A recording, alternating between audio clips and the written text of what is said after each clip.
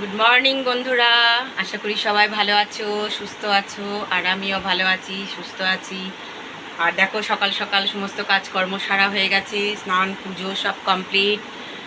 এবার তোমাদের সাথে ব্লগটা শুরু করছি। আর যেহেতু গতকাল ভিডিও দিতে পারিনি, কারণ হচ্ছে আমার ফোনটা একটু খারাপ হয়েছিল। যাই হোক, ঠিক হয়ে গেছে, শুরু করছি। তো এই দেখো, এখন সকাল সকাল চা ঠা সমস্ত কমপ্লিট হয়ে গেছে।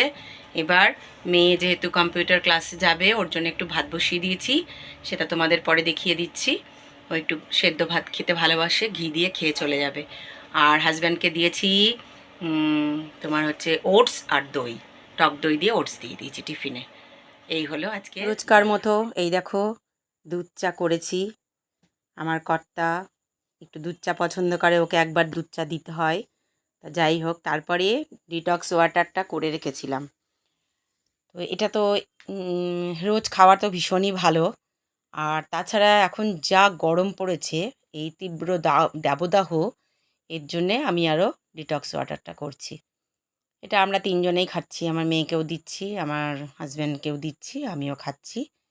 তো এর মধ্যে মেথি, মৌরি, জোয়ান, জিরে, ধনে এই দিয়ে আমি রাত্রে ভিজিয়ে রেখেছিলাম, আর দিয়েছিলাম পুদিনা পাতা। তো ভিজিয়ে রেখেছিলাম, এবার সকালে এগুলো খেলাম। তারপরে মেয়ের যেহেতু পড়া আছে, পরপর পড়া, কম্পিউটার ক্লাস আছে, তো একবারে স্নান করে ও দুটো ভাত খেয়েই যাবে। আমি সেই জন্য একটু সেদ্ধ ভাত ও পছন্দ করে বসিয়ে দিয়েছি। দেখো, তারপরে আমাদের এই ডিটক্স খাওয়াটার ওয়াটার খাওয়ার পালা চলছে। দেখো, এই যে, সত্যি বলছি, এটা তোমরা করে খেয়ে দেখো, ভীষণ ভীষণ উপকারী। এই যে আমি পুদিনা পাতা একদম পেস্ট করে ফ্রিজের মধ্যে কাচের একটা জারে করে ভরে রেখে দিয়েছি, যখন দরকার হয় বের করি, করে খাওয়া হয়।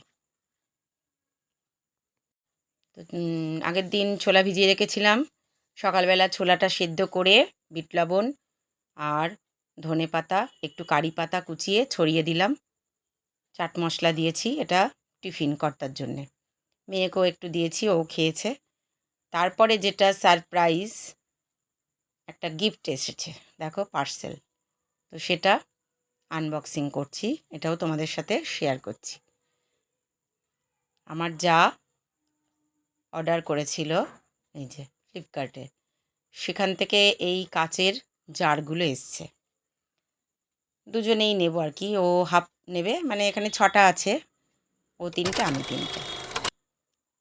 তা সেটাকেই ওপেন করলাম। তারপরেই আজকে সব কাজকর্ম সেরে একবারে পুজো করেছি, ফুল টুল তুলে নিয়ে। এই যে দেখো, গোপুসোনাকে স্নান করালাম। পুজোটা করার সময় আমি একটু শান্তিতেই, তাই জন্যে আমি একটুখানি সব সেরে সুরে এবার বসেছি শান্তি করে একটু পুজো করতে। মঙ্গলবার একটু সময় লাগে আমার পুজো করতে, তাই এই যে আমার সোনা পাপাকে স্নান দিয়ে তোমাদের ভিডিওটা শেষ করব।